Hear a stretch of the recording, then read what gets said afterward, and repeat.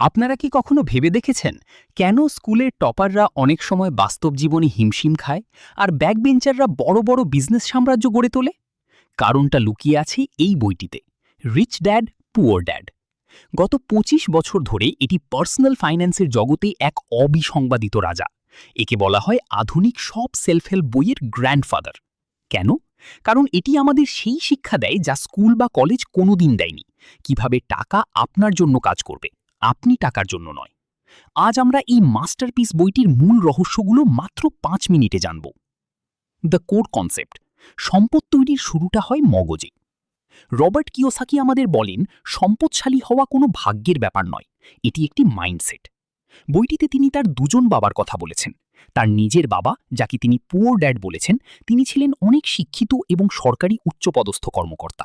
অন্যদিকে তার বন্ধুর বাবা, যাকে তিনি রিচ ড্যাড বলেছেন, তিনি মাত্র অষ্টম শ্রেণী পর্যন্ত পড়েছিলেন, কিন্তু ছিলেন একজন সফল উদ্যোক্তা। পার্থক্যটা কোথায় ছিল জানেন? তাদের চিন্তাভাবনায়। পুয়ার ড্যাড বলতেন, আমি এটা কিনতে পারবো না, আর রিচ ড্যাড বলতেন, আমি কিভাবে এটা কিনতে পারি। এই একটি প্রশ্নই আপনার মস্তিষ্ককে নতুন রাস্তা খুঁজতে বাধ্য করে। সম্পদ তৈরির প্রথম ধাপ হলো আপনার চিন্তা করার ধরন বদলে ফেলা। দ্য প্রিন্সিপালস, জীবনের ৬টি সোনালী নিয়ম। আসুন দেখিনি রিচ ড্যাডের সেই মূল নীতিগুলো যা আমাদের জীবন বদলে দিতে পারে।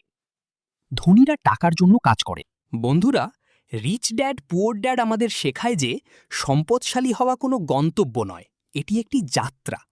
আমরা যদি আজ থেকেই আমাদের আয়ের একটি অংশ দিয়ে অ্যাসেট বা সম্পদ, যেমন স্টক, রিয়েল এস্টেট বা সাইড বিজনেস কেনা শুরু করি, তবে আগামী কয়েক বছরে আমাদের জীবন পুরোপুরি বদলে যেতে পারে।